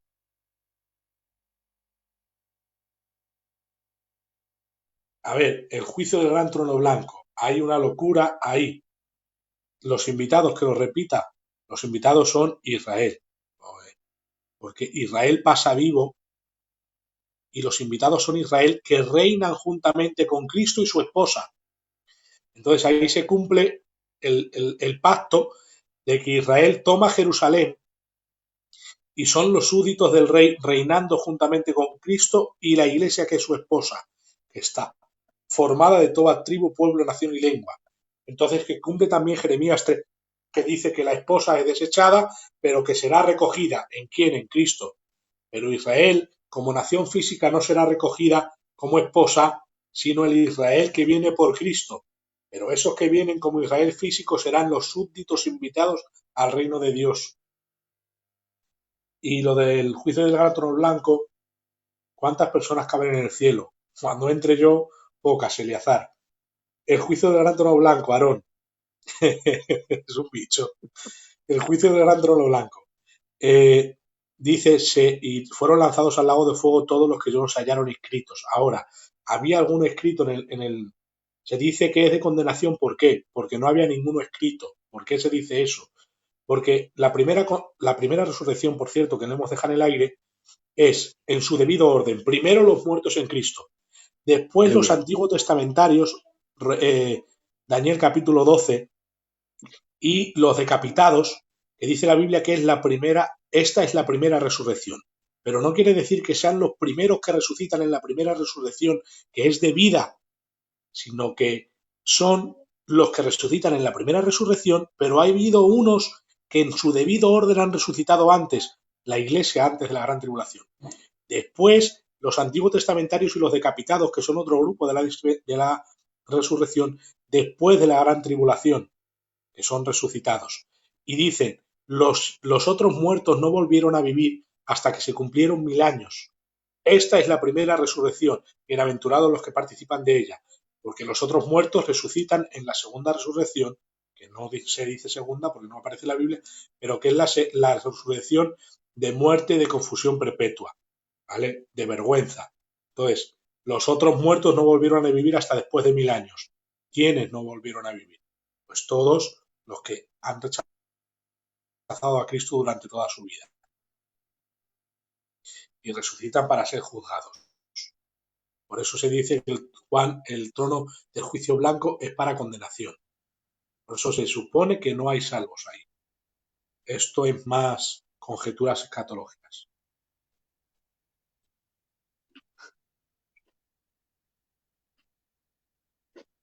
Los invitados, los del Antiguo Testamento y decapitados son los invitados. ¿Por qué sabemos que el Israel antiguo, ¿vale? El Israel antiguo no es recompensado en las bodas del Cordero y no se casa como esposa si no está en Cristo? Porque ha sido desechado porque invalidaron su pacto.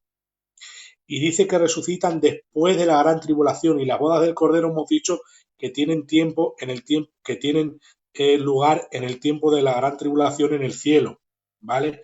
Entonces, ellos todavía están en el sepulcro, o sea, están muertos, y son resucitados después de la gran tribulación, porque lo dice Daniel capítulo 12, dice, se levantarán del polvo después de 1335 días, y dice, y tú llegarás hasta el fin, David.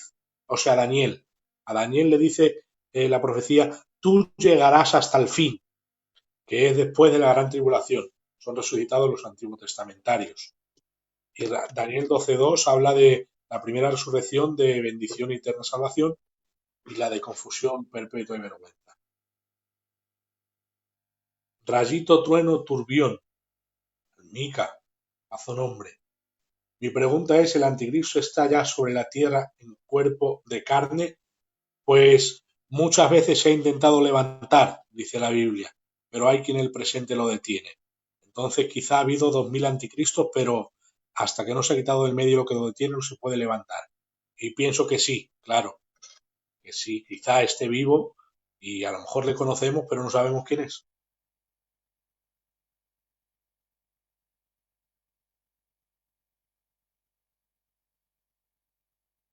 No, Luis, no soy yo quien da los mensajes a mi hermano el Pedro.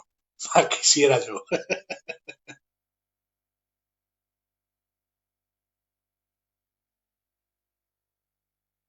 Si alguien te dice que no va a haber arrebatamiento, Joana Santiago, dile que me escuche el vídeo otra vez y terminas antes. Y porque si le decimos, si le recomendamos lecturas, no lo van a hacer. La lectura que recomiendo, yo sé que los antidispensacionalistas no las van a hacer. El libro de Eventos del Porvenir, me lo he leído yo y es una pasada. Es increíble, te rompe la cabeza. A partir de ese libro, te crees el escatólogo más grande del mundo. No he visto libro más completo, es impresionante. Luego, la escatología de teología sistemática de Lewis Perry Chafer, tomo 2, son 300 páginas increíbles también, que me la gocé leyéndolo. No hay quien la aguante. Es impresionante, por eso tiene tanta fama. Luego que se lea cualquier tipo de teología sistemática dispensacionalista, pero de Evis Carballosa, Daniel, Apocalipsis, de Francisco Laguao Apocalipsis, y para que vea que no tiene sentido todo ello, que estudie la doctrina historicista si quiere y su interpretación alegórica y que se vaya a leer el de Apocalipsis de Barclay y verá que es como preterista alegoriza 20.000 cosas. También me lo he leído y él es preterista, es católico.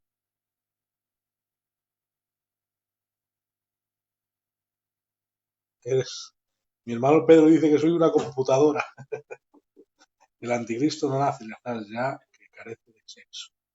Eso es en las pelis. A ver, el anticristo en verdad dice la Biblia que será cuyo advenimiento es por obra de Satanás. Quiere decir que aunque el anticristo no nace, sí hay una persona que nace y esa persona la utiliza el anticristo para manifestarse a través de él. Claro que no nace en ese sentido. Es un humano normal, pero que luego tiene poderes extraordinarios por un demonio tremendo. Hay, yo creo que ya Isaías 24, Jonathan Suárez Peralta, no sé por qué me citas ese capítulo, te lo he dicho antes, no me puedo poner a leer el capítulo entero.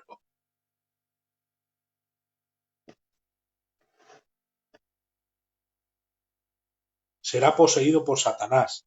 Bueno, dice Primo Jeromo, cuyo advenimiento es por obra de Satanás. Quiere decir que Satanás potencia toda su sabiduría y sus acciones, pero no sabemos si en sí será poseído por Satanás, sino que será controlado por él, eso sí.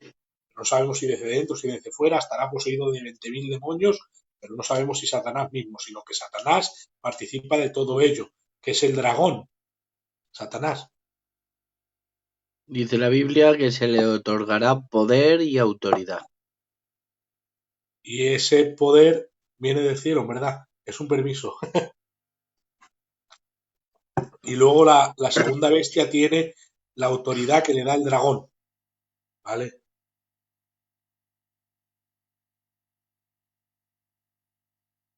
El anticristo de qué tribu nacerá y actualmente de qué país usted cree que aparecerá. A ver, el país no lo sé.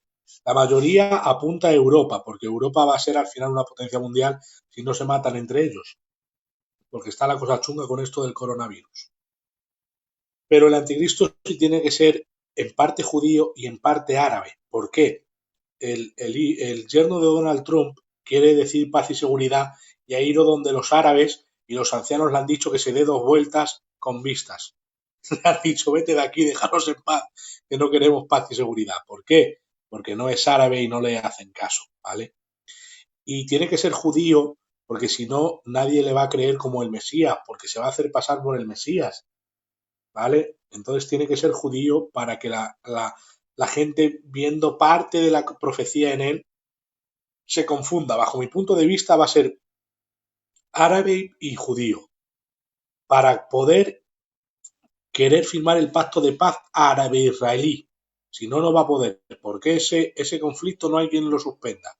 solo lo va a suspender el anticristo y tiene que ser medio judío y quizá medio árabe para tratar con ellos. Eso es lo que creo yo, ¿vale? Sí, le da poder el dragón. Ya no veo más preguntas por ahí y ya aún de ver 1 hora y 40 y veo al Jairo muerto de sueño.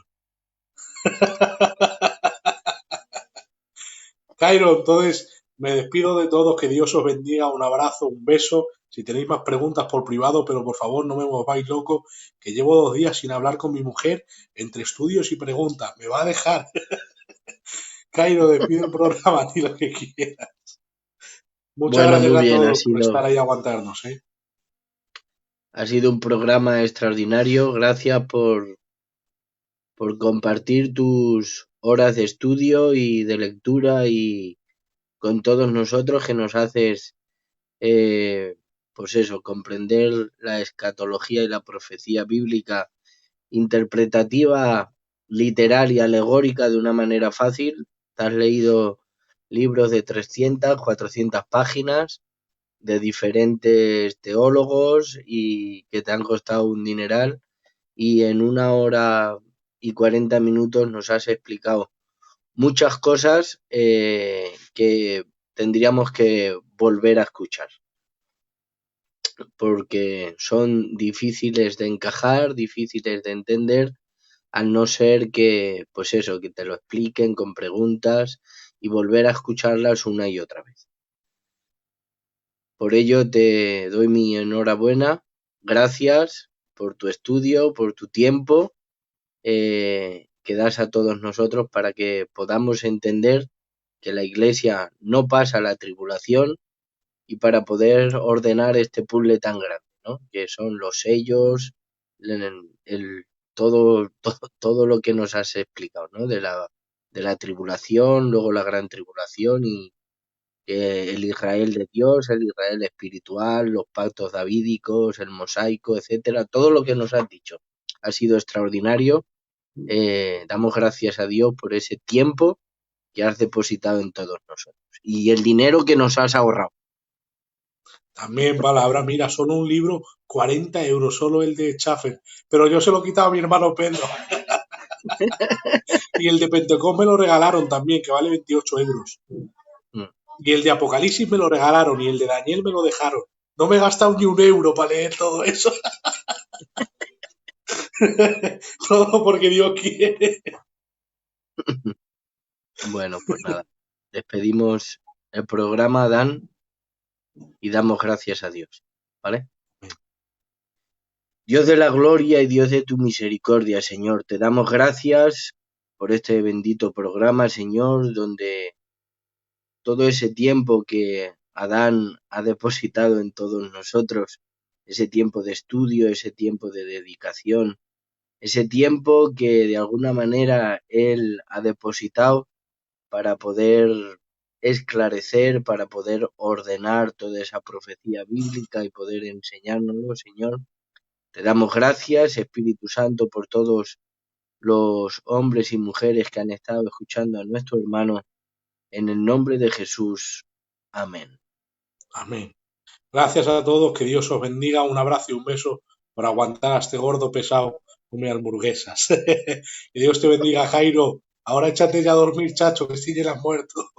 Bendito sea Dios, estoy reventado. Vale, ya hablamos. Dios os bendiga a todos. Gracias por Un estar ahí. abrazo. Dios os Un bendiga. abrazo.